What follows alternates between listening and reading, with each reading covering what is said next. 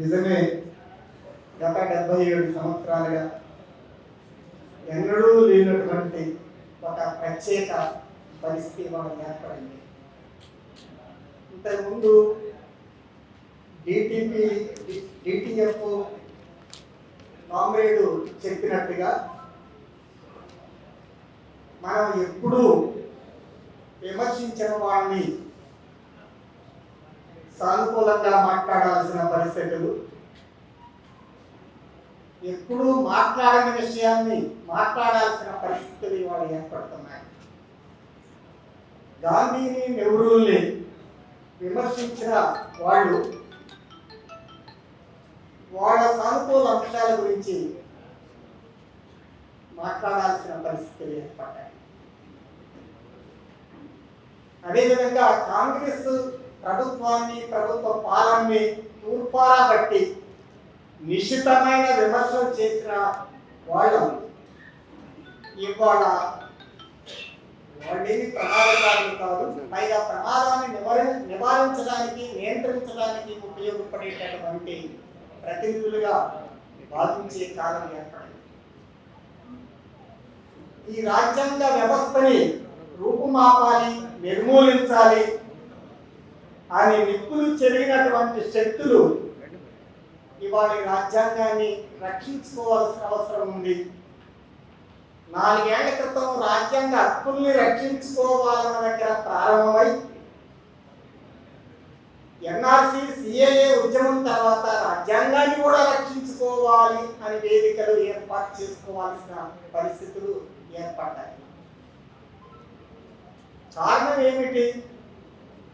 1925లో 2 సంస్థలు ఈ దేశంలో పుట్టాయి.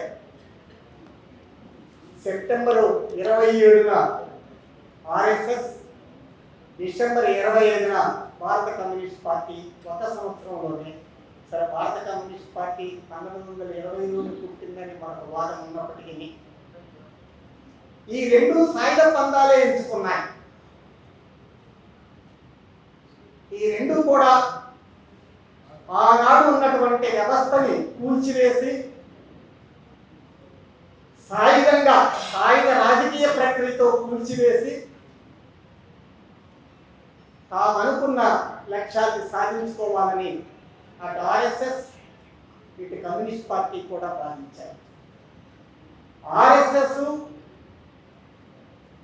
ఈ పెట్టుబడి ప్రాతిపదిక మీద ఏర్పడేటటువంటి ఆధునిక ప్రజాస్వామ్యమే అక్కర్లేదు, ఆధునిక లౌకికవాదం అక్కర్లేదు, మనువాద రాజ్యమే ఏర్పడాలి, ఫ్యూడలిజం కంటే ముందున్న రాజరిక కాలాలకి ప్రాతినిధ్యం వహించిన రాజ్యాంగ వ్యవస్థే మళ్ళీ తిరిగి రావాలి, ఈ ఆధునిక ప్రజాస్వామ్య రాజ్యాలు అక్కర్లేదని చెప్పి వాళ్ళు సాయుధంగా లాఠీలతోని వాళ్ళు ఆర్ఎస్ఎస్ కార్యకర్తలకి శిక్షణ ఇచ్చి ఒక సాయుధ పందాన్ని ఎంచుకున్నది.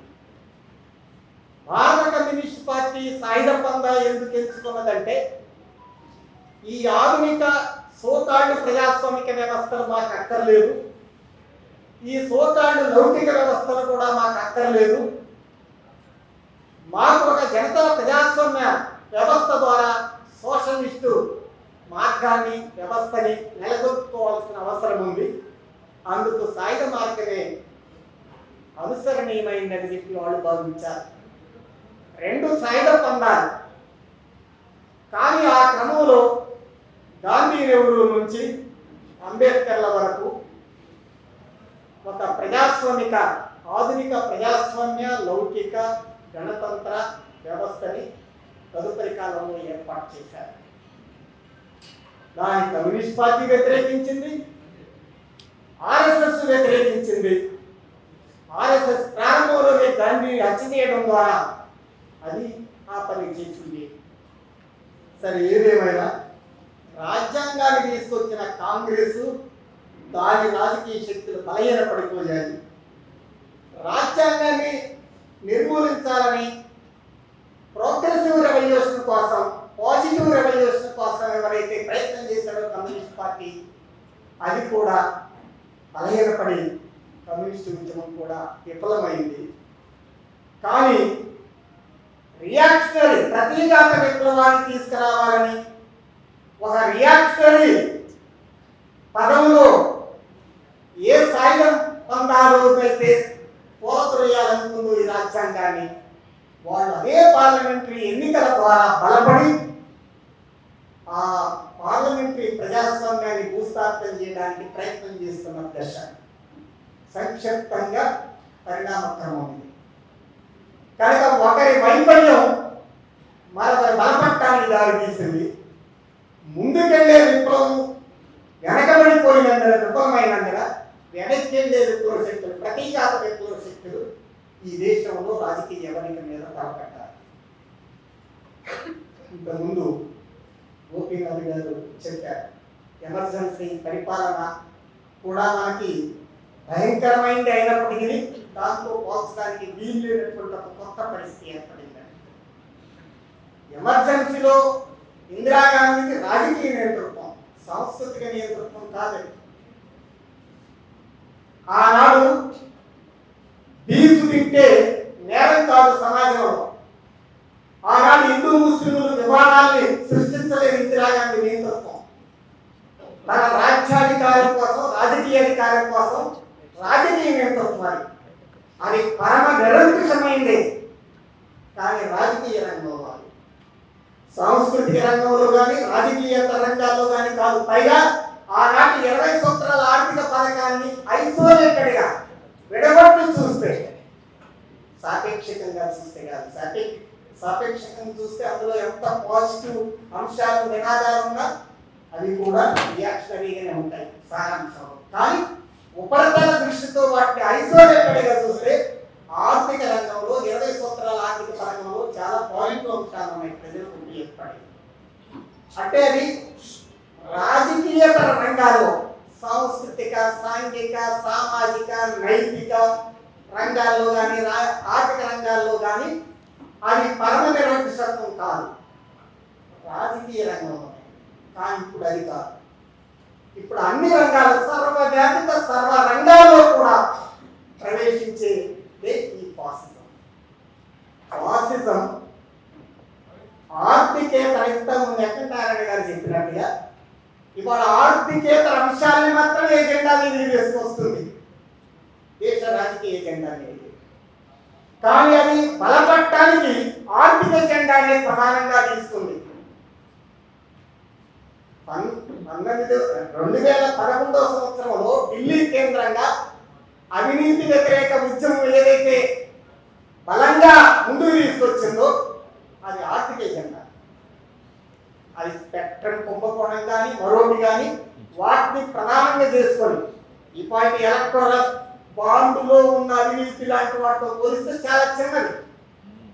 కానీ అలాంటి దాన్ని అన్నాధారాన్ని ముందు పెట్టి ఒక బొమ్మలాగా మొత్తం కార్పొరేట్ మీడియా అంతా ప్రజల్ని సమీకరించి బీజేపీ దేశవ్యాప్తంగా బలపడటానికి, ముఖ్యంగా మధ్యతరగతి వర్గాల్లోకి శరవేగంతో బలపడటానికి కారణమై 2014 ఎన్నికలు గెలవడానికి ఒక పునాదిగా మారింది. ఆనాడు ఆర్థిక ఎజెండాని ప్రధానంగా తీసుకున్న బీజేపీ గెలవడానికి, ఎదగడానికి, ఇవాళ ఆర్థిక ఎజెండాని పక్కకు పెట్టి ఆర్థికేతర ఎజెండా, మతము, కులము, సంస్కృతి వీటి మీదకి వస్తున్న పరిస్థితి. ఈ స్థితిలో మనం ఎట్లా అర్థం చేసుకోవాలి? నాకు ఇచ్చిన సబ్జెక్టు ఆర్థిక రంగం ఫాసిజం లేదా ఫాసిస్ట్ ధోరణి.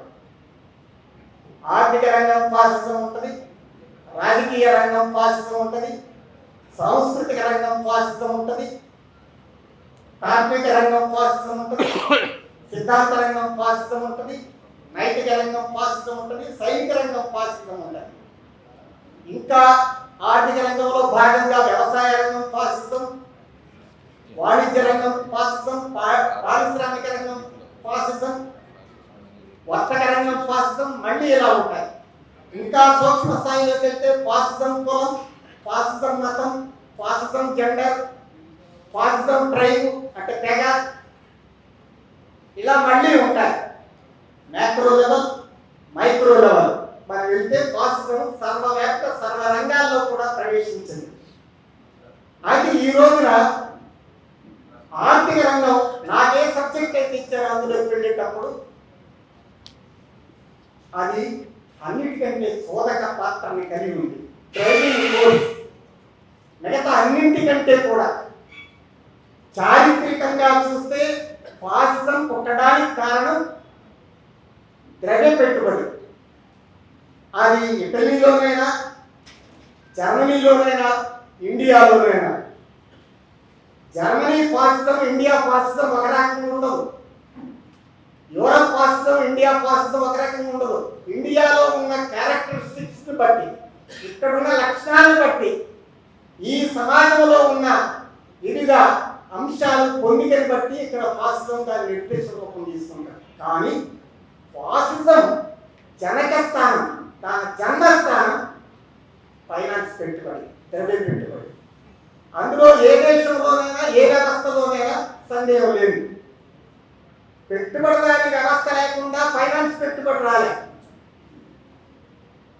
ఫ్యూడలిజంలో కానీ, ఫ్యూడలిజం కంటే ముందున్న కాలాల్లో కానీ ఫాసిజం పుట్టింది ప్రాతిపదిక లేదు. అంతకుముందు క్రౌర్యం, దౌర్జన్యం, దుర్మార్గం, అంటరానితనం, మత వ్యవస్థ, కుల వ్యవస్థ దారుణంగా ఏ క్రౌర్యంలో ఉన్నప్పటికీ ఆధునిక ఫాసిజం అనే పదాన్ని దానికి వర్తించాలి. ఎందుకంటే ఫాసిజం పుట్టికే ద్రవ్య పెట్టుబడి జనక స్థానం అయిన తర్వాత దానికంటే ముందు ఫ్యూడల్ సమాజం కానీ, ప్రీ ఫ్యూడల్ ఎక్స్ప్లాయిటేటివ్ సమాజాలు, దోపిడీ సమాజాల్లో కానీ దానికి పునాది లేదు. అదే అంతకంటే నరాంతక రక్తాన్ని ప్రవహింపజేసేటటువంటి హింసాత్మకమైన వ్యవస్థ ఉన్నప్పటికీ అది మనువాద దోపిడీ వ్యవస్థగా, క్రౌర్యంతో కూడింది, ఏదేం పెట్టచ్చు, కానీ దాన్ని ఫాసిజం అనలేదు. ఫాసిజం అనేది ద్రవ్య పెట్టుబడి వచ్చాక మాత్రమే సాధ్యం. కనుక ఆర్థిక రంగంతో ఫాసిజం పుట్టి సాంస్కృతిక, సాహిత్య, నైతిక, సాంఘిక, రాజకీయ రంగాలన్నింటినీ కూడా సుడిగాలిలాగా చుట్టివేస్తాయి. ఆర్థిక రంగం కంటే కూడా సంస్కృతి రంగం మీద మరింత కేంద్రీకరిస్తుంది. కుల వ్యవస్థ ప్రపంచంలో ఎక్కడా లేదు, భారత ఉపఖండం తప్ప కనుక ఇక్కడ కుల వ్యవస్థను కూడా పొదునైన ఆయుధంగా ఫాసిజం మార్చుకుంటుంది. అది ఇక్కడ జరుగుతున్నది. ఇక్కడ భారతదేశ ఆర్థిక వ్యవస్థ మూల కేంద్రమైనప్పుడు ఫాసిజం పుట్టింది. అది తన ఉపరితలంలో మిగతా అన్ని రంగాల్లోకి పంపించి వాటిని ప్రాథమికమైన అంశాలుగా బయటికి పబ్లిక్లోకి తేగాలి వాళ్ళు చేస్తుంది. మతమే ప్రధానమైన అంశంగా, ఆ మతంతో పాటు అప్పర్ క్యాస్ట్ చావనిజాన్ని కూడా ఒక బలమైన పదునైనటువంటి ఆయుధంగా దానికి తోడుగా మార్చుకొని వాళ్ళ దాడి చేయగలుగుతుంది. అయితే మూలం ఏంటి? పెట్టుబడి. మరి టాటా బిర్లాలు ఉన్న కాలంలో కూడా పెట్టుబడిదారి వర్గ దోపిడీ లేదా? అదనపు దోచుకోవాలా, కొల్లగొట్టలేదా? ఉంది. ఈ రోజే చాలా ఈ దేశంలో ఉన్న విప్లవ పార్టీల్లో కూడా, ఉదాహరణకు విప్లవ కమ్యూనిస్ట్ పార్టీలు చాలా మంది ఇప్పటి వరకు పాలకవర్గ పార్టీలను ఓడించండి అని నినాదాలు ఇస్తూ వచ్చాయి. ఇటీవల కాలంలో బీజేపీని, దాని మిత్రపక్షాలను ఓడించండి అని నినాదాలు ఇస్తున్నాయి. అంటే ఇప్పటి వరకు దోపిడీ, వర్గ స్వభావం కలిగిన పార్టీలను ఓడించండి, భూస్వ పార్టీని, పాలక పార్టీని. అది దోపిడీ, వర్గ స్వభావం ఉంటే ఆ వర్గ స్వభావం ప్రాతిపదికగా ఓడించండి అన్న పార్టీలు ఈరోజు ఫాసిస్ట్ స్వభావం కలిగిన పార్టీలు ఓడించండి అంటున్నారు. ఫాసిస్ట్ స్వభావం కలిగిన పార్టీలకి, దోపిడీ వర్గ స్వభావం కలిగిన పార్టీలకి తేడా ఏమిటి? దోపిడీ పార్టీలన్నీ ఫాసిస్ట్ పార్టీలు కాదు, కానీ ఫాసిస్ట్ పార్టీ ఇదిగా దోపిడీ వర్గ పార్టీ అవుతుంది. నీళ్ళన్నీ మంచినీళ్ళు కావు, కానీ మంచినీళ్ళని కూడా నీళ్ళు అంటారు. ఇక్కడ అదే. కనుక దోపిడీ వర్గ పార్టీ నుంచి ఫాసిస్ట్ పార్టీ ఒక విభజన జరిగింది, వర్గీకరణ జరిగింది ఈ సమాజంలో. దోపిడీ వర్గ పార్టీలు ఎవరు గెలిచినా ఒకటే అన్న కాలం ఒక భాగం. ఆ అవి అన్నీ కూడా రాజ్యాంగాన్ని జోలికెళ్ళవు, రాజ్యాంగాన్ని ఉంచుతాయి, అడుగడుగులా ఉల్లంఘిస్తాయి. 70 ఏళ్ల పాలన జరిగింది. ఎవరు రాజ్యాంగాన్ని అమలు చేయరు, రాజ్యాంగ సూత్రాలను పాటించరు, కానీ రాజ్యాంగాన్ని కూల్చివేయాలని కోరలేదు పాత బూర్జువా పార్టీలు, పాత పాలకవర్గ పార్టీలు.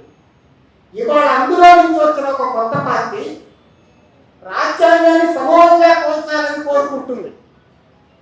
తేడా ఏమిటంటే పలానోళ్ళు రాపించండి, పలానోళ్ళు ఓడించండి అంటే గెలిచిన వాడు ఏం చేస్తాడని నిన్న ప్రశ్నిస్తే ఇవాళ ఏంటి, పలానా కాంగ్రెస్ గెలిస్తే రాజ్యాంగాన్ని ఎత్తేరు, నాకేమిస్తుందని కాదు రాజ్యాంగాన్ని ఎత్తేరు. పలానా ఇండియా కూటమి గెలిస్తే, పలానా ప్రాంతీయ పార్టీలు గెలిస్తే రాజ్యాంగాన్ని నిర్మూలించాం, నాకేమిస్తుందనేది కాదు.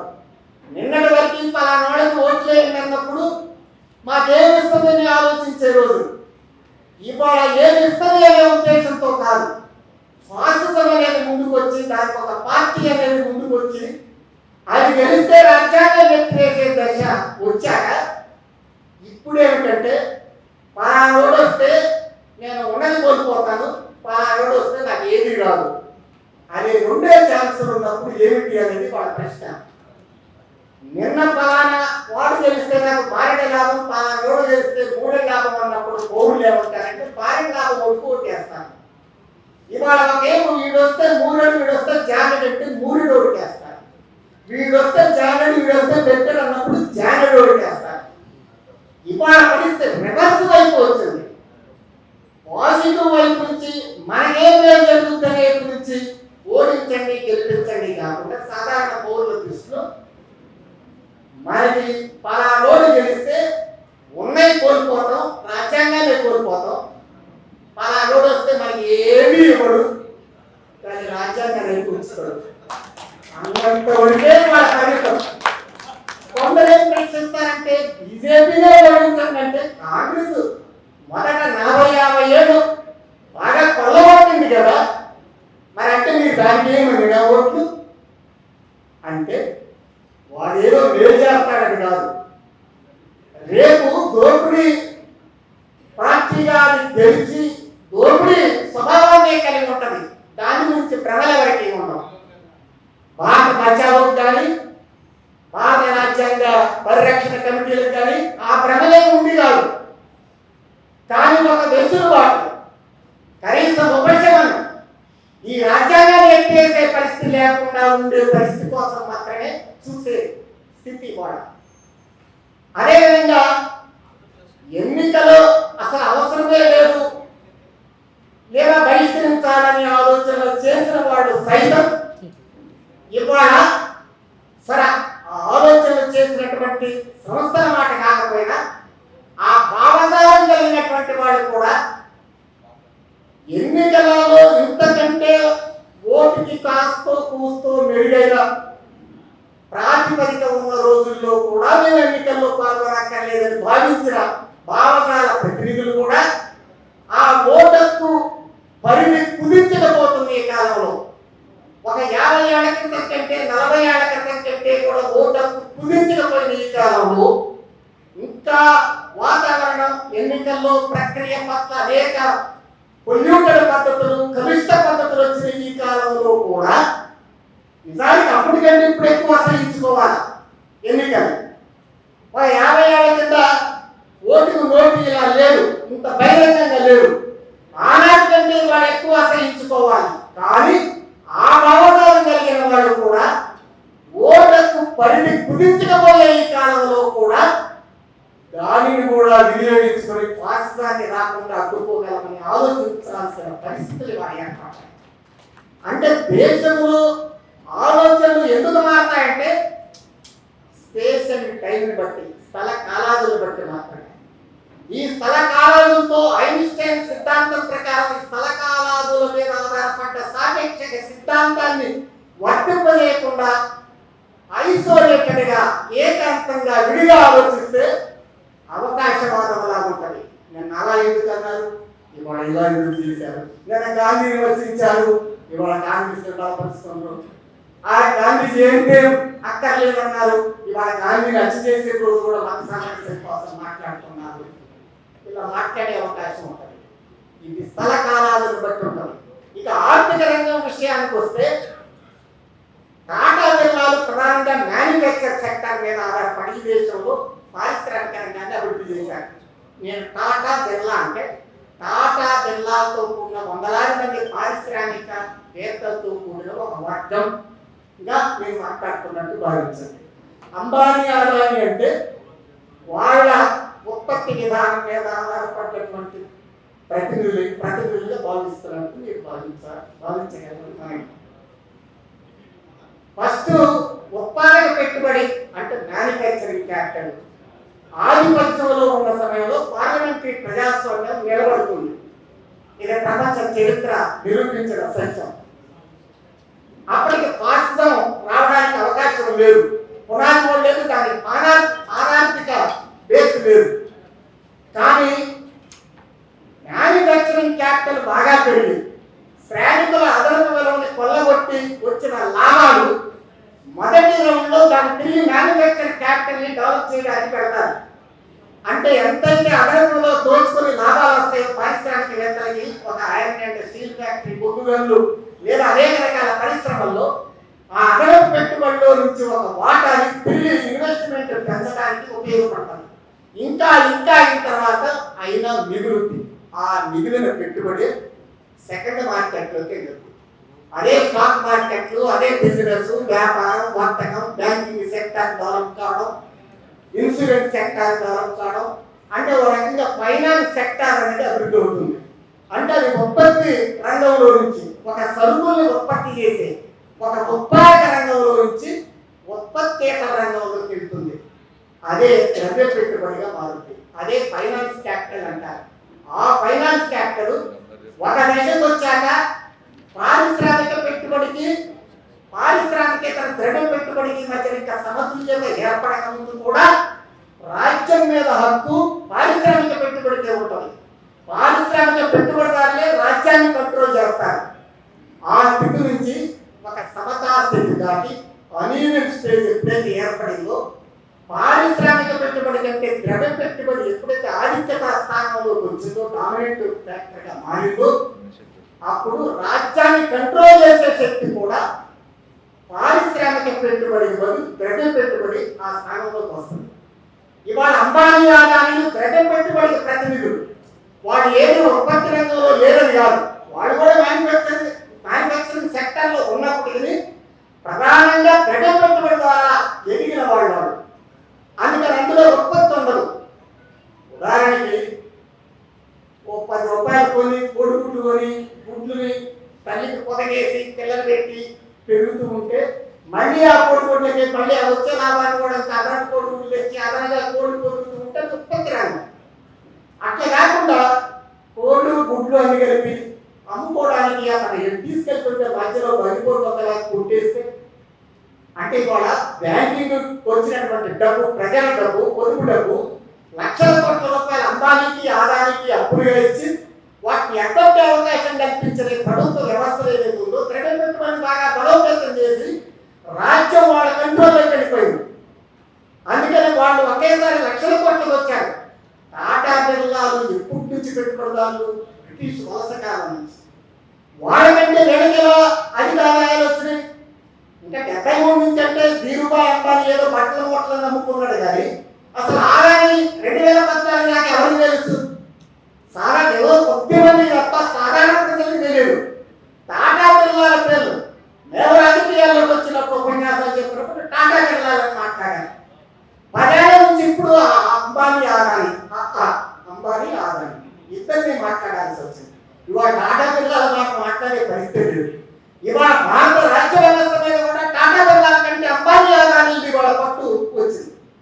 ఇది ఫాసిజానికి పునాది. ఫాసిజానికి కారణం అదే. ఇంతకుముందు గోపినాథ్ గారు చెప్పినట్టే పికెట్ ఏవైతే చెప్పాడో, అమర్త్య సేన్ గాని, పికెట్ గాని, థామస్ పైర్ గాని, వీళ్ళందరూ కూడా అంతర్జాతీయంగా జాతీయంగా నోబెల్ బహుమతి గ్రహీతలు కూడా చెప్పుకున్నది ఏమిటంటే భారతదేశ ఆర్థిక వ్యవస్థలో అసమానతలు పెరుగుతున్నాయి. అసమానతలు పెరుగుదల ఎప్పుడు? పార్లమెంటరీ భూతో ప్రజాస్వామ్య వ్యవస్థలో ఫాసిజం అనేది పెరుగుతున్న క్రమంలో అసమానతలు పెరుగుతాయి, అసమానతలు కొనసాగుతాయి, అసమానతలు పెరుగుతాయి. ఈ రెండింటికి తేడా ఉంది. గతంలో మొదట 40-50 సంవత్సరాలు భారతదేశంలో అసమానతలు కొనసాగాయి. ఇవాళ అసమానతలు పెరుగుతున్నాయి. అప్పటికి ఇప్పటికి ఇది తేడా. అది పార్లమెంటరీ ప్రజాస్వామ్య కాలం, ఇది ఫాసిజం కాలం. ఈ రెండింటికి ఒక తేడాను మనం గమనించగలిగితే భారతదేశంలో వాళ్ళ ఆర్థిక వ్యవస్థలో ఫాసిజానికి ఎలాంటి పునాదులు ఏర్పడ్డాయో మనకు అర్థమవుతుంది. అయితే వాస్తవానికి మోడీ 2013 ఆగస్టు నెలలో గాంధీనగర్తో మాట్లాడుతూ రూపాయి విలువ డాలర్తో పోల్చినప్పుడు ఒకే రోజు 68 పైసలు పడిపోయాడు. ఆగస్టు నెలలో, బహుశా ఆగస్టు 18, స్వాతంత్ర దినం అయ్యాక తరగతి అవ్వకూడదు. గాంధీనగర్లో ఉపన్యసిస్తూ జాతీయ కాంగ్రెస్ కి పరిపాలించే హక్కు లేదు, భారతదేశ ఆర్థిక వ్యవస్థ ఆరోగ్యకరంగా ఉండటానికి సూచిక డాలర్తో రూపాయి మార్కు విలువ, ఒక్కరోజు 68 పైసలు పడిపోయాక పరిపాలించే హక్కును కోల్పోయింది అని చెప్పాడు. ఆ తర్వాత 2 నెలలకే చెన్నైలో, అంటే సెప్టెంబర్ 14వ తారీఖు 2011 బీజేపీ నేషనల్ కార్యవర్గం మా రేపటి ఎన్నికల్లో మా బీజేపీ అభ్యర్థి మోడీ అని ప్రకటించింది 14వ తారీఖు. దాని తర్వాత వారానికి చెన్నైలో నాని పాల్టీ వాళ్ళ సెమినార్ జరిగింది, స్మారక సెమినార్. ఆ సెమినార్లో అభ్యర్థిగా తాను డిక్లేర్ అయిన తర్వాత దక్షిణ భారతదేశంలో మొదటి సెమినార్ హాజరయ్యాడు మోడీ. ఆ రోజు ఆయన చెప్పాడు ఏంటంటే భారతదేశ రూపాయ అంటే ఇండియన్ రూపీస్ ఇన్ ఐసియు అన్నాడు. ఐసియులోకి వెళ్ళింది, ఇక దానికి బతికి హక్కు లేదు, వెంటిలేషన్ లేదు ఉందని చెప్పాడు. అప్పటికి వాస్తవానికి 62 రూపాయలు. మోడీ అధికారానికి వచ్చినప్పుడు 62, ఇవాళ 23 రూపాయలు, మరొక 20 రూపాయలు పతనమైంది. ఇవన్నీ పక్కన మరిపిస్తారు. వెంకటనారాయణ గారు చెప్పినట్టుగా ఆర్థిక అంశాలన్నింటినీ పక్కన పెట్టి ఆర్థికేతర అంశాలను మాత్రమే ముందుకు తీసుకొస్తుంది ఫాసిజం. ఆ థియరీ ఆఫ్ ఫాసిజంలో ఉన్న ప్రత్యేకత అది. కానీ అధికారానికి రావడానికి అది తీసుకురాదు, ఆర్థికేతర అంశాలు తీసుకురాదు. 2011 అవినీతి వ్యతిరేక ఉద్యమం కానీ 2013-14 వరకు అది ప్రచారంలో 15 లక్షల రూపాయలు మీకు ఇప్పిస్తాం ప్రతి కుటుంబానికి అనే కానీ ఆర్థిక అంశాలే. 1980లో బీజేపీగా పేరు, జనసంఘ్ పేరు బీజేపీగా మార్చినప్పుడు వయా జనతా పార్టీ పాలన, జనతా పార్టీలో జనసంఘ్ చేరింది. తర్వాత మళ్ళీ అందులో వివాదాలు వచ్చాయి.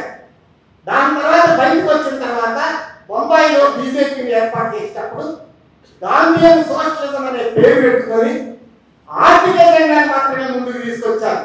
ఒక దశలో మేము అయోధ్య వివాదాన్ని కానీ 370 ఆర్టికల్ కానీ ఒకే కామన్ సివిల్ కోడ్ కానీ మూడింటిని కూడా మేము పక్కన పెడుతున్నామని ప్రకటించింది. అంటే ఆర్థికేతర ఎజెండా అంశాలన్నీ పక్కన పెట్టింది.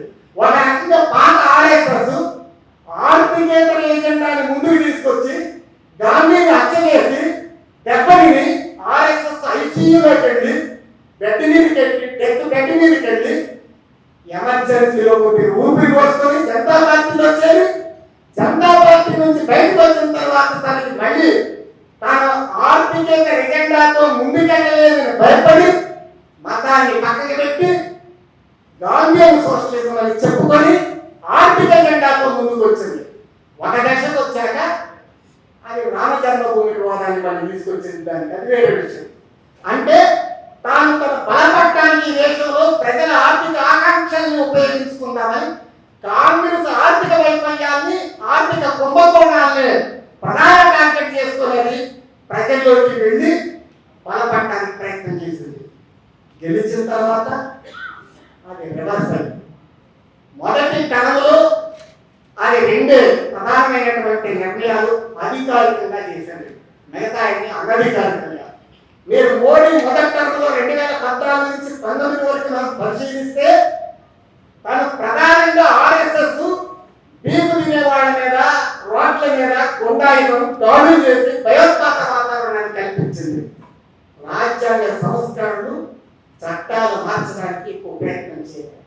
రెండే రెండు, వాటి పెద్ద నోట్ల రద్దు, రెండోది జిఎస్టీ విషయంలో చెప్పడం లేదు. తమ వెంకటరామరెడ్డి గారు చెప్పినట్టుగా అది ఏమి చేసిందో, అదేవిధంగా 2 లక్షల పరిశ్రమలు యూపీలోనే చిన్న పరిశ్రమలు చెప్పలేని గోపీనాథ్ గారు చెప్పి ఇవన్నీ మీ ఎదురు ఉన్నాయి కనుక వాటిని మళ్ళీ నేను పునశ్చరణ చేయడం లేదు. అందుకని ఆర్థిక అంశాలు 2 చేసిన, ఒకటి పెద్ద నోట్ల రద్దు, రెండోది జిఎస్టీ చట్టం 2016 నవంబర్ 7 2017 జూలై 1 నుంచి రెండోది చట్టం తీసుకొచ్చింది. కానీ ప్రధానంగా వాట్సాప్ యూనివర్సిటీ ద్వారా మెదడుని ఖరాబు చేసిన భాగం అంతా కూడా వాళ్ళ సాంస్కృతిక ప్రతీకాత్మక విప్లవ కార్యక్రమానికి ప్రాధాన్యత ఇచ్చారు. అది మతం ప్రాతిపదికగా ప్రత్యేకంగా ముస్లింలను టార్గెట్ చేయడం అనేది కేంద్రీకరించారు. కానీ 2019లో ఒకసారి రెండోసారి గెలిచారు. రాజ్యసభలో కూడా మెజార్టీ వచ్చిన తర్వాత, చట్టాన్ని మార్చగలిగే శక్తి వచ్చిన తర్వాత వాళ్ళు వెంటనే మొట్టమొదటి చేసింది 2019 ఆగస్టు 5వ తారీఖు పార్లమెంటు గేట్లు మూసివేసి తన క్యాబినెట్ కూడా ముందుగా చెప్పకుండా 370-35A కాశ్మీరీ వేశారు. మొట్టమొదటిగా అత్యంత ఘోరంగా నిరాటకమైన పద్ధతిలో అమలు చేశారు. ఆ తర్వాత ఉపా చట్టాల్లో కూడా మార్పులు చేశారు. సుమారు 25 చట్టాలు సవరణ చేశారు. కోర్టు తర్వాత 3 లేబర్ చట్టాలు, 4 లేబర్ కోడ్లు, 3 వ్యవసాయ చట్టాలు, ఇంకా ఎన్ఆర్సీ, సిఏ రకరకాలైన చట్టాలు తీసుకొచ్చారు. మనందరికీ తెలుసు. కానీ మొదటి కాలంలో వీధిలో గుండాయిజం, వీధిలో టెర్రరిజాన్ని ప్రదర్శించింది ఆర్ఎస్ఎస్. చట్టాల దగ్గరికి వెళ్ళలేదు, 1-2 తప్ప.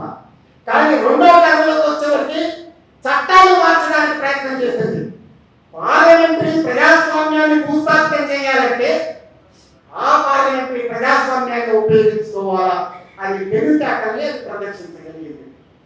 ఒకసారి ఎక్కువ అధికారానికి వచ్చాక జర్మనీలో పార్లమెంట్ ఎన్నికలు ఒక్కసారి 4 నెలలు జరిగాయి. 1933 జనవరి 30వ తారీఖు నాడు ఆనాడు ఇండర్బర్గ్గా ఉన్నటువంటి జర్మన్ ప్రెసిడెంట్ అంటే రాష్ట్రపతి హిట్లర్ని ఆనాడు పెద్ద పెద్ద కార్పొరేట్ కంపెనీలని ఇండర్బర్గ్ని కూర్చోబెట్టి మాట్లాడి, వాస్తవానికి ఇండర్బర్గ్ సోషల్ డెమోక్రటిక్ పార్టీ చేత ఎన్నికయ్యారు. సోషల్ డెమోక్రటిక్ పార్టీ ఆనాడు ఫాసిజానికి వ్యతిరేకమైన నిశ్చితమైన పోరాటం చేయకుండా రాజీ పడింది, వరాలను అనుసరించింది. ఆ సమయంలో జర్మన్ కార్పొరేట్ హౌజులన్నీ కూడా రహస్యంగా జర్మన్ ప్రెసిడెంట్ హిండర్బర్గ్ని కూర్చోబెట్టి మాట్లాడి ఒత్తిడి తెచ్చి హిట్లర్ని ఛాన్సలర్ని చేయమంటే జనవరి 30, 1933 చేశారు. ఒకసారి ఆయన గెలిచిన తర్వాత 4 నెలల ఎన్నికలు ఒకసారి జరిపారు. అది కూడా దారుణమైన అప్రజాస్వామిక పద్ధతులు అనుసరించారు. వెంటనే ఎనేబుల్ యాక్ట్ తీసుకొచ్చారు. ఆ ఎనేబులింగ్ యాక్ట్ ద్వారా మొత్తం కమ్యూనిస్టులని, యూదుల్ని, లేకపోతే ట్రేడింగ్ కార్యాలయాన్ని ధ్వంసం చేసి మొత్తం తన అనుకున్న పద్ధతిలో ఒకేసారి ఎన్నికలు చెప్పాడు. మళ్ళీ ఎన్నికలు తన ఆత్మహత్య చేసుకున్న వారికి ఎన్నికలు జరగలేదు. భారతదేశంలో కూడా ఎన్నికల పార్లమెంటరీ వ్యవస్థని రూపుమాపాలంటే దాన్ని ఆయుధంగా చేసుకోవాలని వ్యూహాత్మక ఎత్తుగడని వాళ్ళ ఆర్ఎస్ఎస్ అనుసరిస్తున్నారు. అయితే ఇక్కడ మోడీ ప్రభుత్వాన్ని మనం టార్గెట్ చేస్తున్నాం. మోడీ, అమిత్ షా నాయకత్వంలో ఉన్న ప్రభుత్వం కంటే బీజేపీ ఎక్కువ శక్తివంతమైంది. బీజేపీ కంటే ఆర్ఎస్ఎస్ ఎక్కువ శక్తివంతమైంది. ఆర్ఎస్ఎస్ కంటే దాన్ని నడిపించేటటువంటి ద్రవ్య పెట్టుబడి శక్తివంతమైంది. ఆ ద్రవ్య పెట్టుబడికి సారథ్యం వహించే అంబానీ, అదానీ వంటి కార్పొరేట్ హౌసెస్ ఇంకా ప్రమాదకరమైనవి. అందుకనే వాళ్ళు ఈ దేశంలో ఉన్న అనేక దర్యాప్తు సంస్థలతో సహా సిబిఐ, ఈడీ లాంటి వాటిని అన్నింటి తన చెప్పు చేతుల్లోకి తీసుకొని ద్రవ్య పెట్టుబడి వాటిని చెప్పు చేతుల్లోకి తీసుకొని డీప్ స్టేట్ ని సృష్టించింది. ఒక రహస్య రాజ్యాన్ని, ఓపెన్ స్టేట్, డీప్ స్టేట్. ఇది టర్కీలో డీప్ స్టేట్ అనే పదం వచ్చింది. అంతర్జాతీయంగా అనేక మంది అంతర్జాతీయ రాజకీయ పరిశీలకులు ఒక టర్కీ గురించి వ్యాఖ్యానం చేసేవాళ్ళు. అప్పుడు కమల్ పాషా ప్రభుత్వాన్ని పడగొట్టిన తర్వాత ఏర్పడ్డ పరిస్థితుల్లో డీప్ స్టేట్ అనే పదం వచ్చింది. తర్వాత పాకిస్తాన్ లాంటి దేశాల్లో కూడా డీప్ స్టేట్ అనే పదం వాడారు. కానీ భారతదేశంలో హిందుత్వం అనే ఒక దాని వైరస్ని వ్యాప్తి చేయడం కోసం కూడా ఇక్కడ అదే వచ్చింది. మాలిగం పేలుడు చూస్తే ఏమంత కర్కారి హత్య అనేది అత్యంత కుట్రపూరితమైంది. మాలిగం పేలుడు కానీ కలేక నాందేడు ఇలాంటి పేలుళ్ళను మనం చూస్తే ఆ పేలుడు కనుక ఎవరున్నారో కూడా మనకి తెలుస్తుంది. ముస్లింస్ని బలిపశువులు చేయడానికి, ముస్లింని టార్గెట్ చేయడానికి. ఇంకా ఒక విషయం ఏంటంటే మనం ఆలోచిస్తే పూర్తిగా కర్కారి అని మనం చదివితే అది ఇంకా మనకి నగ్నమైన విషయాలు బయటకు వస్తాయి. అంతేకాదు మరొక వాదన కూడా ఉంది. అసలు నవంబర్ నెలలో 2008 నవంబర్ నెలలో ఏదైతే తాజ్ హోటల్ మీద బొంబాయిలో జరిగిందో ఇది కసపు ఊరికే కారణమైన గొడవ, అసలు నిజంగా ఎవరూ సముద్రంలో నుంచి ప్రయాణం చేసి రాలేదు అని. ఆ కసపు కూడా ఎక్కడ వాడంటే ఎక్కడో వచ్చి పట్టుకున్నాడు కాదు. నేపాల్లో చాలా మంది యువకులు, పాకిస్తాన్ నుంచి వలస కార్మికులు వచ్చి చాలా మందిని నేపాల్ ప్రభుత్వం, భారత ప్రభుత్వానికి అనుకూల ప్రభుత్వం నేపాల్లో తెలిసినప్పుడు వాళ్ళు అరెస్ట్ చేస్తే అందులో 200 మంది యువకుల్ని భారత ప్రభుత్వం ఆనాడు ఇండియన్ గవర్నమెంట్ తోటి ఇక్కడ ఇంటెలిజెన్స్ విభాగం, అక్కడ ఇంటెలిజెన్స్ విభాగం మాట్లాడుకుని 200 మంది యువకులు తెస్తే ఆ యువకుల్లో కష్టపడుతున్నారు. ఆ యువకుల్ని గోడౌన్లో పెట్టి దాచించుతున్నారు. వాళ్ళకి అవసరమైనప్పుడు పార్లమెంట్ లో బాంబు దాడి జరిగింది అన్నారంటే ఒక 5 యువకుల్ని ఆ పార్లమెంట్ దగ్గరికి తీసుకెళ్లి ఒక వ్యాన్ లో హఠాత్తుగా బాంబులు వేసినట్టుగా చేస్తారు, తుపాకులు వేసినట్టుగా. ఆ వ్యాన్ లో ఉన్నాడు వేస్తారు, సైనికులే అక్కడ వేలుస్తారు, వాళ్ళు వేసినట్టుగా చెప్తారు. క్రియేషన్ అంతా స్టేజ్ 2 అంటారు దీన్ని. ఇలాంటివి చాలా జరుగుతాయి. పుల్వామా జరిగింది ఏమిటి?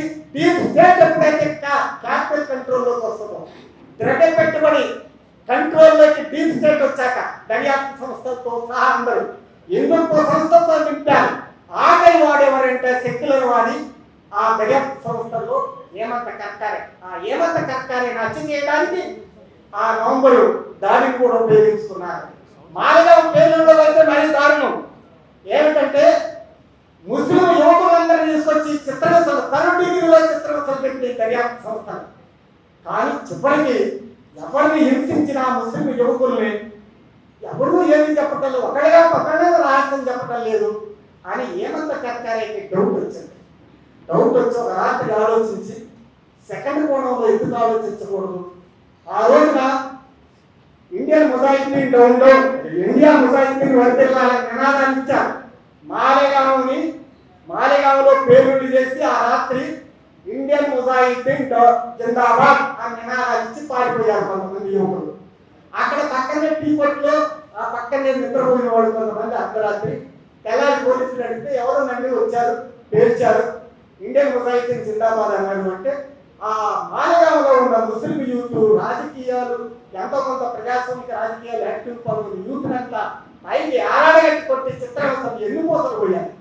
ఆ తర్వాత ఏమంత కర్కారికి డౌట్ వచ్చింది, మరో కోణాలు ఎందుకు చూడకూడదు, అసలు నిజంగా ముస్లింలే పేలిస్తే అలాంటి విధ్వంస చర్యలు మేమేమి ఇండియన్ ముజాహిద్దీన్ జిందాబాద్ ఇంటికి కట్టారు, ఇంకెవరైనా హిందుత్వ సంస్థలే చేసాయా అని ఒక డౌట్ వచ్చింది. ఒక పాత సైకిల్ అక్కడ దొరికింది, పేలిపోయింది, సుగలన్నీ వంగిపోయింది ఆ పేరుడికి. అందులో దొరికితే దాంట్లో ఒక బ్రాండ్ మార్పు దొరికింది. దాన్ని పట్టుకొని ఆ సైకిల్ కంపెనీకి వెళ్ళారు. ఎక్కడ అమ్మారంటే వాళ్ళు సైకిల్ అమ్మేటప్పుడు ఆ బ్రాండ్ నెంబర్ రాసుకొని అమ్ముతారు. ఆయన ఎవరంటే ప్రజ్ఞ, భోపాల్ నుంచి ఎంపీగా గెలిచింది ప్రజ్ఞా ఠాకూర్, వాళ్ళ రిలేటివ్. అతన్ని పట్టుకొని కొట్టాక ఆమె పేరు చెప్పారు. అట్లా మళ్ళీ కొత్త కోణంలో వీళ్ళందరూ మిలిటరీలో 6 నెలలు సెలవు పెట్టి వచ్చిన వాళ్ళతో సహా దొరికారు. మిలిటరీలో నుండి సెలవు పెట్టి వచ్చి ఈ ఆర్ఎస్ఎస్ శిక్షణ పొంది ఇవన్నీ చేశారు. అంటే ముస్లింలని అన్యాయంగా అక్రమంగా కేసులు నిర్మించారు. మక్కా మసీద్ ఏంటి, ఇక్కడ మక్కా మసీద్ కూడా అంతే. అనేక మంది 72 మంది యువకుల్ని కేసులు పెట్టి చిత్రహింసలు పెట్టారు. ఆఖరికి ఆ సందర్భంగా ఎన్ని రాష్ట్రాలు బయటకు వచ్చి ఎందుకు కోసం వస్తే ప్రవీణ్ ప్రగాడియా లాంటి వాళ్ళ నేతృత్వంలో జరిగిందని తెలిసాక కోర్టు వాళ్ళకి నష్టపరిహారం మనకి నడువుకు పోయాయి కొంతమందికి కూలీలు ముస్లిమ్స్. దానికి కూడా వాళ్ళ ప్రభుత్వం వెళ్ళి ఇంటెలిజెన్స్ శాఖ కోర్టుకి వెళ్ళి మా మరాఠీ దెబ్బతింటది వాళ్ళకి నష్టపరిహారం ఇస్తారు, దాన్ని కూడా ఆపించలేదు. ఈ దేశంలో ముస్లింలు ఎంత బాధితులో మనకు అర్థమవుతుంది. ఆ విధంగా ముస్లింలను టార్గెట్ చేయడంలో, ఈ పెద్ద ఎత్తున విషప్రచారం చేయడంలో వాట్సాప్ యూనివర్సిటీ కాదు, డీప్ స్టేట్ పాత్ర చాలా ప్రమాదమైంది. అంటే ఏ దర్యాప్తు సంస్థలు అయితే ఉన్నాయో, మన డబ్బులతో తిరిగి వచ్చేటటువంటి సిబిఐలు, ఒక్కొక్కరికి కోట్ల రూపాయల జీతాలు ఇచ్చి వచ్చేటటువంటి సిబిఐ రా అంటే RAW, research and analysis, ED లాంటి ఈ సంస్థలే ప్రజాధనంతో బతుకుతున్న ఆ శాఖలే హిందుత్వ శాఖలుగా మారి, డీప్ స్టేట్ గా మారి ఇవాళ పాజిటివ్ శక్తుల అభివృద్ధికి దోహదం చేస్తున్నారు. అందుకనే ఇదేదో మనం ఎక్కడో కేవలం దాన్ని పార్లమెంట్ ఎన్నికల్లో ఓడించి మనం దాన్ని తుదముట్టించగలమని అనుకుంటారు. గోపీనాథ్ గారు చెప్పినట్టు వైరస్, దీన్ని తుదముట్టించాలంటే ఇంత బయట, లోపల బయట, అంతర్గతంగా బహిర్గతంగా పోరాటాలు జరగాల్సిన అవసరం ఉంది. అయితే ఇక్కడ కొన్ని విషయాలు చెప్పి నేను ముగిస్తాను. ఏమిటంటే ఇవాళ ఆర్థిక రంగంలో ఎజెండాని ముందుకు తీసుకొస్తే మన బలవంతులు, వాళ్ళు బలహీనులు.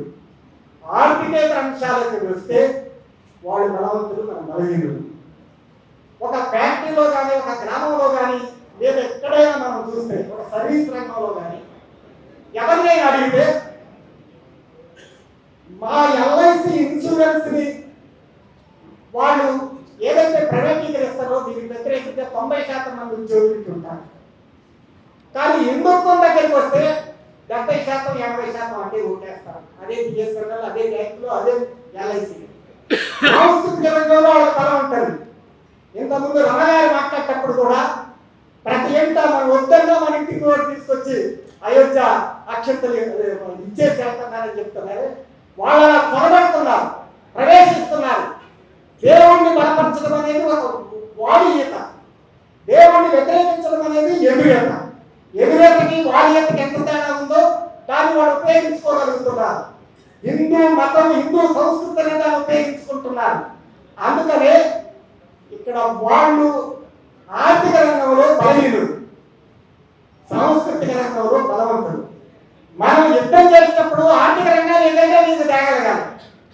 సాంస్కృతిక రంగం కంటే ఆర్థిక రంగాన్ని వాళ్ళు తప్పించాలని చూస్తారు. వెంకటనారాయణ గారు చెప్పినట్టుగా తప్పించాలని చూస్తారు.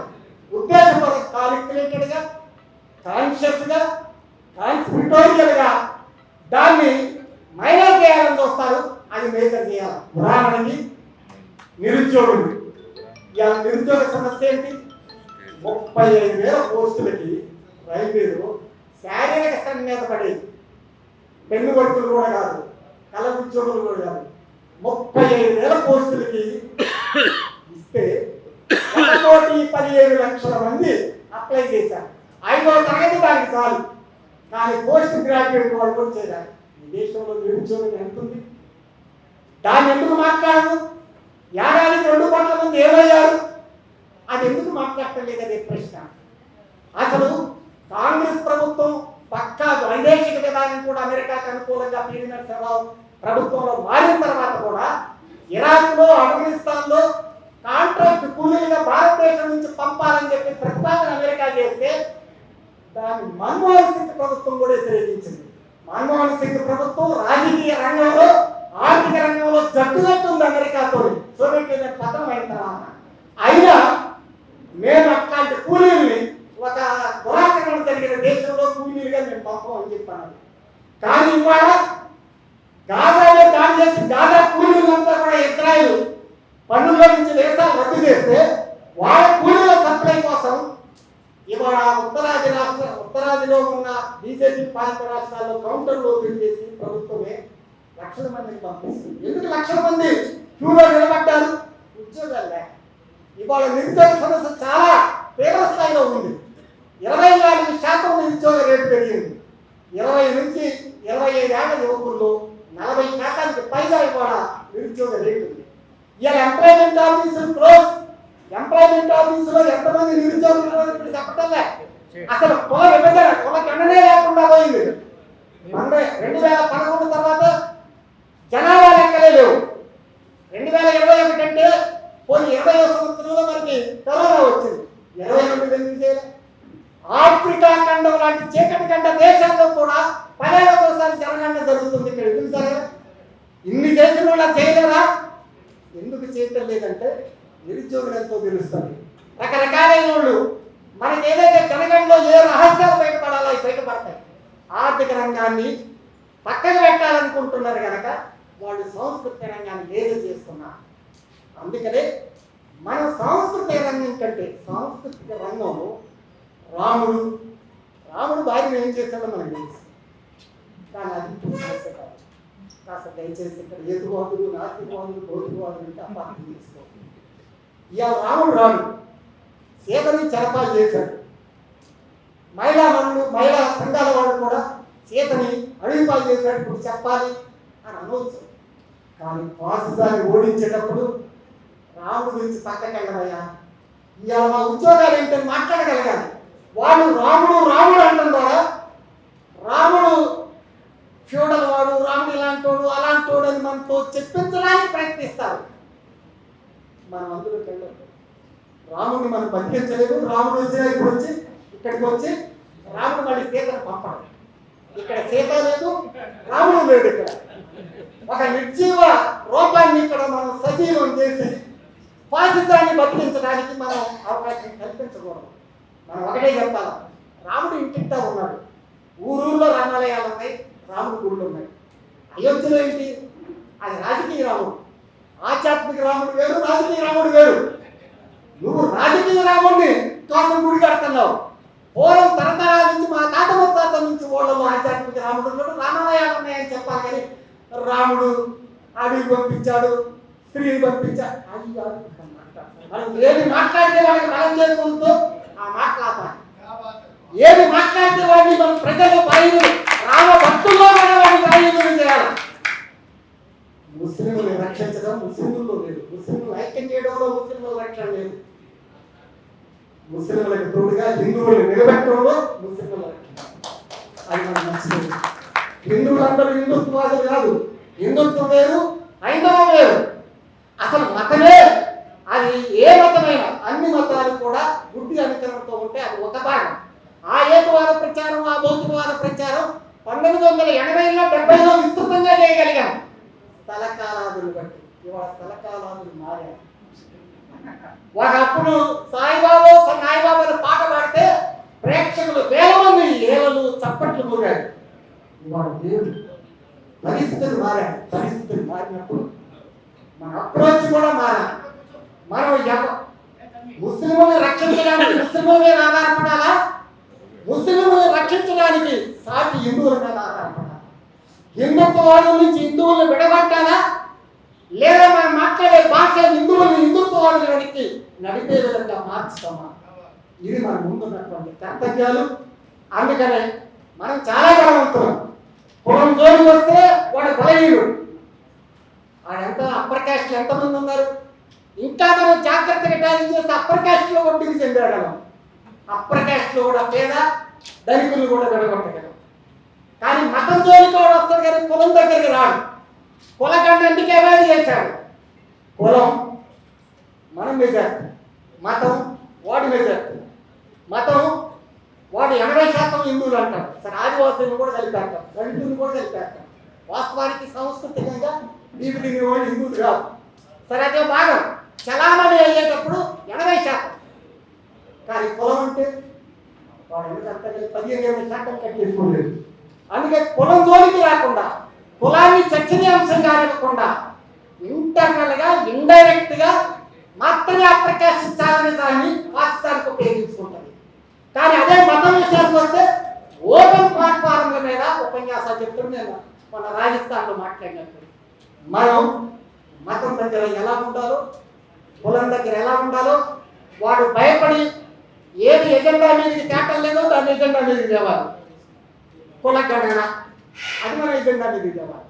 వాడు ఏదైతే ఎజెండా మీదకి ముస్లింలను టార్గెట్ చేయడానికి హిందువుల్ని సమీకరించాలనుకుంటుండో అక్కడ హిందువుల్ని ముస్లింల్ని కలిపి ఉంచడంలోనే ముస్లింల రక్షణ ఉందని భావంతో మనం హిందువుల్ని సమీకరించడానికి అప్పుడు మాత్రమే హిందువులకు కూడా చరిత్ర ఉందని అవసరం చెప్పాలా.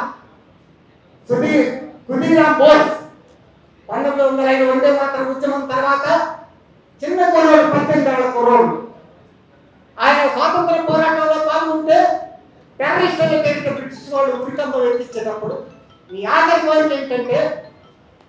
నేను ఆఖరిగా మళ్ళీ హిందువులే పుడతాను అన్నాడు. మతం పట్ల మన అభిప్రాయం ఏమన్నా కావచ్చు, హిందువులని నమ్మి స్వాతంత్ర పోరాటంలో బ్రిటిష్ వాడికి వ్యతిరేకంగా ఉరికంలో పెట్టాడు, పోరాటాడు.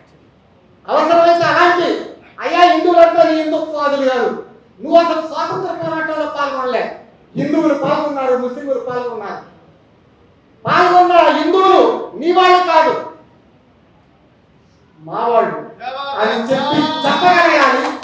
వాటిని ఆ చరిత్రని వెలువడిన బాధ్యత అంబేద్కర్ ఒక రచనా కమిటీ చైర్మన్ గా, రాజ్యాంగ రచనా కమిటీ చైర్మన్ గా ఉండి ప్రధాన రచనా బాధ్యత తానే తీసుకొని ఆయన రాజ్యాంగ రచనా కమిటీ ఆమోదించి చివరికి రాజ్యాంగ సభ బాబు రాజేంద్ర ప్రసాద్ అధ్యక్షత గల రాజ్యాంగ సభ కూడా ఆమోదించి గాంధీ ఆశీస్సులు కూడా కలిగి 2.5 సంవత్సరాల పాటు రచనా కార్యక్రమం పూర్తి చేసి 1949 నవంబర్ 26వ తారీఖు నాడు ఏదైతే రాజ్యాంగ రచన పూర్తి చేశారో జనవరి 26వ తారీఖు నాడు ఏదైతే అమల్లోకి వచ్చిందో 2 నెలల తర్వాత ఆ రాజ్యాంగాన్ని ఎత్తివేయడానికి పూనుకుంటే కాలంలో ఆనాడు రాజ్యాంగాన్ని వ్యతిరేకించిన వాళ్ళు సైతం ఇవాళ దాన్ని రక్షించాలని కోరుకునే పరిస్థితి వాళ్ళ దేశంలో ఏర్పడింది.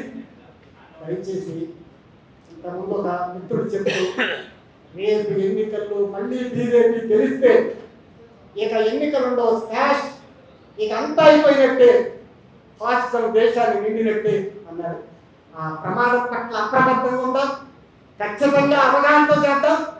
కానీ సామాన్య ప్రజలకి మన ఈచ్ వన్ క్యాచ్ 10, ప్రతి ఒక్కళ్ళు 10 మంది లేదా 500 మందిని ప్రచారం చేద్దాం, దాన్ని ఓడించడానికి ప్రయత్నం చేద్దాం. కానీ పొరపాటున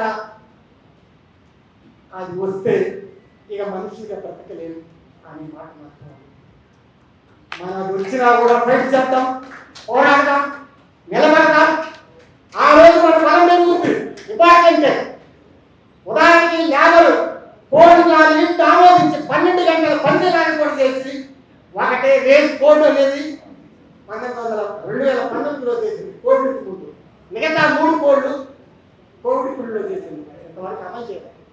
ఎందుకు భయపడుతుంది మోడీ ప్రభుత్వం అంటే సాధారణ కార్మికులు ట్రేడింగ్ నాయకుల మధ్య కూడా గ్యాప్ ఉంది అండర్స్టాండింగ్ లో. సాధారణ కార్మికులే పాము కాపు వేయడానికి వచ్చినప్పుడే కనబడుతుంటారు. కాస్త అవగాహన ఉన్నోళ్ళే ఆ పుట్టుంది మన ఇంటికి దగ్గరలో మన ఊరికి, ఆ పుట్టలో పాములు ఉన్నాయి, పుట్టం తోగుదాం పరుగులు పారాలు ఏంటంటే అందరూ రాదు, అది నలుగురైతే అంటారు. కానీ పాము ఇంట్లోకి వచ్చాక పాము చంపడానికి పొడవాళ్ళు కర్రలు పట్టుకుంటారు. 12 గంటల పని ఉనికిలోకి వస్తే ఈ దేశంలో 45 కోట్ల మంది కార్మిక వర్గం కూడా తిరగబడుతుంది. కానీ ఈ ఎన్నికల దాకా అమలు చేయలేదు, మళ్ళీ గెలిస్తే అమలు చేయాలని చూస్తున్నారు. వ్యవసాయ చట్టాలు 13 నెలల తర్వాత ఉపసంహరించుకున్నారు. మిత్రుడు రవి తర్వాత దాని వివరణ నా మిత్రుడు మాట్లాడు. ఈ భావోద్వేగాలు పెంచే స్టేజ్ పూర్పు ద్వారా కూడా అవకాశం ఉంది. ఆ అప్రమత్తత కూడా మనకి కలిగి ఉంటుంది.